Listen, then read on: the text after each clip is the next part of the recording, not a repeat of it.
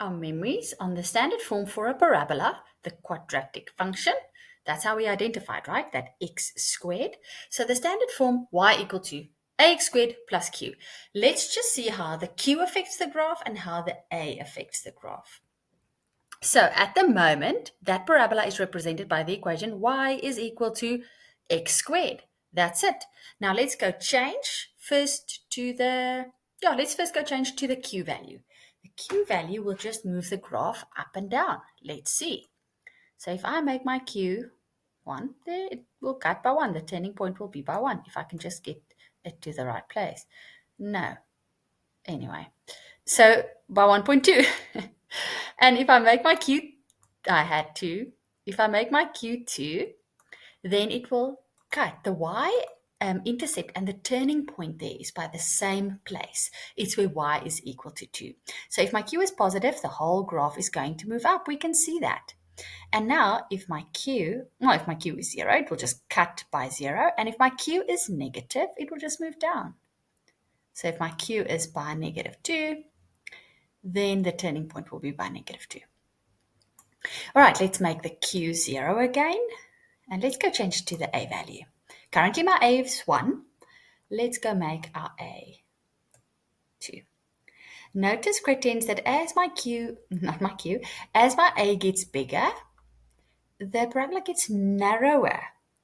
And notice at the moment that all my a values so far have been positive. So the bigger it gets, the narrower. And there are all my positive values. Let's see what happens. There it is, a fraction, so it's quite wide. And let's have a look when it's negative. There you go, your sad face. So when my a value is negative, it will go down. When my a value is positive, it will go up. There we go. Now, I just also want to warn you against something. Often we're going to have to calculate like the x-intercepts for something like that, right? They're going to make you maybe draw this parabola and then you have to find those x-intercepts. Sometimes students waste a lot of time trying to find x-intercepts that doesn't exist. So you need to be able to picture this. When we've got a positive a, so it's a happy face, and our q is something like that, our q moved up, so our y-intercept is up there. There won't be any x-intercept, so don't even waste your time trying to go find x-intercepts. Or it could look like this. You could have a sad face, and then you could also have a q where it moved down and your turning point is there. Do you see there, great tens? You're not going to have x-intercept, so don't waste time trying to find the x-intercepts. Okay, let's jump in and do some questions. In this lesson, we are going to be looking at the parabola. We are going to do, I think it's 4 questions. These are straightforward. We'll get to some more challenging questions when we get to the mixed questions later on in this section, but we must be able to make sense of the basics before we can put different graphs on the same set of axes. So let's work through these. It says we need to draw a rough sketch of the following. So we've got g of x, which is just notation for y, right? For g of x is equal to ax squared plus q. They told us we're dealing with a parabola, but you must be able to identify that as a parabola without them having to tell you. All right, they don't give us specific information. They just say that a is smaller than 0. So a will have a negative value, and they tell us that q is bigger than 0. So q will have a positive value, and that needs to mean something to you. So if we look at that standard form for our parabola, that a value tells you whether it will be your happy face or your sad face, right? And your q value is your vertical shift, up or down, and that will give you your turning point. All right, now let's compare that and see what we've got. It gives us that our a is a negative value. So that would be a sad face. We know that much. And the turning point is a positive. So the turning point will be at the positive side of the y-axis. Okay, so let's just make a rough sketch of that. There is our y-axis. There is our x-axis. We know that the y-intercept will be a positive, and our a value will be negative, so it will be a sad face. And there is my rough sketch. if you maybe draw yours there, it's perfectly fine. Still a sad face. It still cuts the y-axis there where our turning point is a positive. It could also be a little bit more narrow. It could also be a little bit more like wide. It's perfectly fine. Those two things just needs to be in place. They like asking this question. Okay, next one. Now they want us to go sketch this graph. Again, we must be able to identify that as a parabola without them having to tell us. 2x squared, take away 8. That we must identify as our vertical shift up or down. So that will be our turning point on the y-axis. We can also call it the y-intercept. And there we've got our a value. The fact that that a value is positive tells us that it will be a happy face, and then that -8 gives us the turning point, which is also the same as the y-intercept. Okay, but for this one, we're not just going to go estimate it, we need to specifically plot those points. So let's go put in our turning point, our y-intercept. Well, I'm going to use one block as 2. So -2, -4, -6, -8. So there we go. There is our y-intercept. Now we have to go calculate our x-intercepts. Now, of course, grade 10s, we can use a table. Let's actually do that. If I use a table and I put some input values for x and I get some output values for y, we are creating coordinates that we can go plot. So if I go substitute where my x is equal to 1, it will spit out a y value for me. So let me just show it over here. So that will be 2. If my x is 1, it needs to be squared. Take away 8, what would that be equal to? Well, 1 squared is just 1. If I times that by 2, it's 2. And if I take away 8, what is that? -6. There we just created a coordinate that we can plot, where x is 1 and y is -6. There's one of my points. And this one would be the mirror image. If I go substitute -1, it will also give me -6. Why is that? Let's just quickly show. Because over there, I put that in brackets. I substitute -1 in the place of x. Can you see that when I square that value, it's also just going to give me a +1? And it will give me exactly the same y value. And that's how it creates that quadratic equation, where that y value of -6 has got 2 x values. One positive, one negative. Okay, now I'm going to go get my, obviously you can carry on like that, grade 10s. You can go plug in where x is 2 and you can go plot more points to form this curve perfectly by using the table method. What I'm going to do next is I'm just going to go get my x-intercept. And do you remember from the linear function that we said whenever you want to go get your x-intercepts, you just go and make your y equal to 0. Then it will give you the place where your graph cuts the x-intercepts. And over here, we're going to use some quadratic equation knowledge. Let's go plug that 0 into the place of y. Now, I'm going to do this in 2 ways. You do you. You do however you want to do it. I like the one way. Most students like the other way. You just do what works for you. Okay, let's split them over here. Let's use different colors.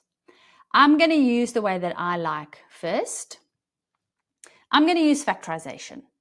So I am going to, let me show everything. I'm going to take out a common factor of 2. That's because that's normally how we solve our quadratic equations. We can use our factorization.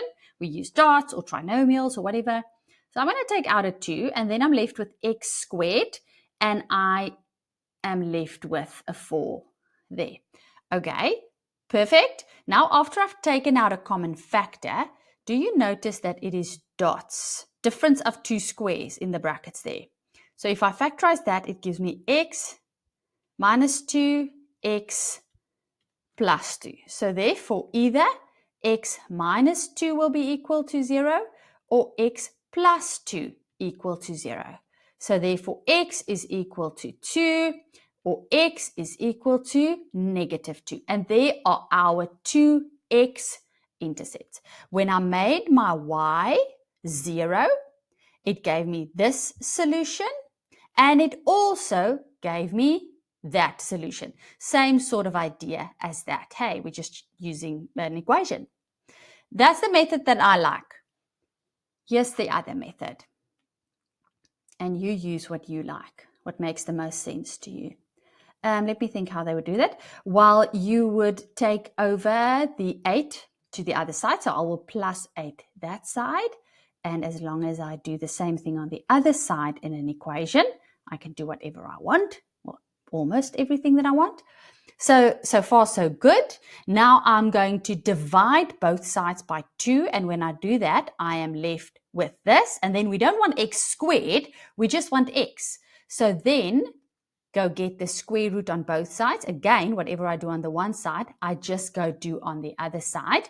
And then x will be equal to, here is my criticism with this method, is that students just go say, but that is 2. Well, actually, it needs to be plus or -2 because both of those solutions will satisfy the equation. And we need to get the same than we did on the other side, right? So you choose. Both of those gives you your x solutions. Just don't forget that. Now let's go plot them. So where x is -2. Ooh, see what I did? I think I messed this up. Do you notice, like with the y-intercept, just track with me quickly as we fix this. With the y-intercept, I used each block as 2. So -2, -4, -6, -8. But then I did not do that for the x-axis. I am sorry. So it means that 1 for the x-axis would be in between there. So it would be by 1 and -6, which would be there. -1 and -6, and 1 and -6. So those 2 points will actually be there. And then if we plot our x-intercepts, it would be by 2 and 0 and -2 and 0. There we go. It's quite narrow. That's okay. I'm going to try my best with a free hand. So there it goes. It cuts there. It turns there. It must go through those 2 points. And up we go. And there are our arrows showing that it is continuing. And there is our parabola. Not the prettiest one that I've ever drawn, and I'm sure you've seen. There is my one x-intercept. There's my other x-intercept. There's my turning point. And there is our parabola. Now, grade 10s, they are giving us the graph and we need to go find the equation. So when you see that parabola, you need to know that the equation that we need to find will take on this form. Where we need to go find the turning point or the y-intercept, and we need to go calculate the value of a. We can't just read that value of a off of the graph. All right. We'll also do a more challenging example of finding the equation of a parabola later on in some of the mixed examples.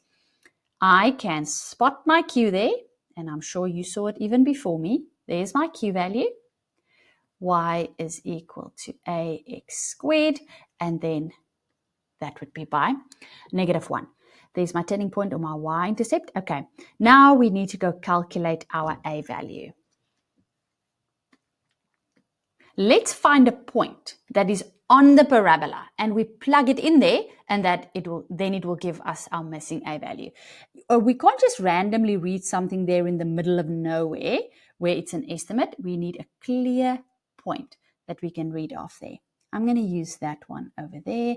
Of course, you can use that one over there, but I just tend to go for the positive ones if I have an option. That would be the point where x is 1 and my y is by -2.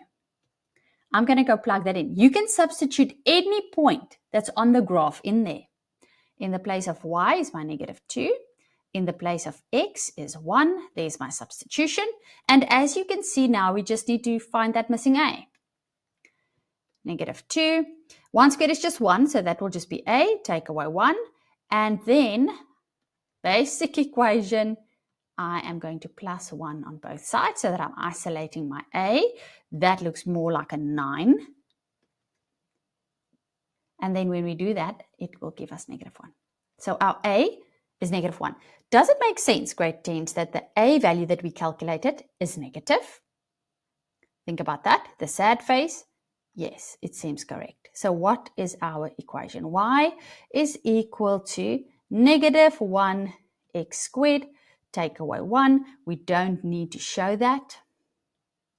And there is our standard form. Last question for this video. We need to write down the domain and the range for graphs 2 and 3. Okay, so we're going to scroll back up to the one graph that we drew and the equation that we found, and we're going to give the domain and the range of each. So for the domain, we are going to be focusing on the x values, and for the range, we are going to be focusing on the y values. Let's scroll back up. Okay, let's use a bright color, and we're going to write down the domain, and we are going to write down the range. For the domain, I'm going to go position myself anywhere on the x-axis, and if the graph exists there, if there is a solution there, it is part of the domain. Let me show you. So if I position myself there and I go towards the graph exists there, there's a solution, so it will be part of the domain. Same story there, it's part of the domain. It's part of the domain. It's part of the domain. If I'm there and I go towards the graph, yes, it's part of the domain. If I go there, go towards the graph, yes, it's part of the domain. If I go there and I go towards the graph, yes, it's part of the domain. And remember, grade 10s, this one carries on forever like that. Maybe not that skew, but something like that. So if I position myself even there on the x-axis and I go towards the graph, eventually there will be a solution. So it is part of the domain. There's no restrictions on the domain for your parabola. So I'm just quickly erasing a bit there.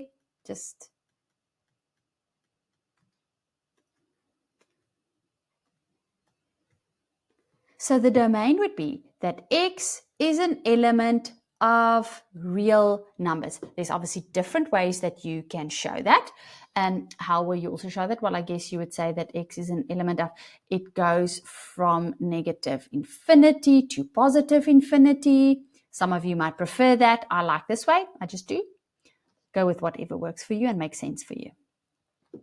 Let's make sense of the range. So for the range, we are now going to go position ourselves on the y-axis, anywhere on the y-axis. And when we go towards the graph and the graph exists there, then it is part of the range. So that would be part of the range. That, part of the range.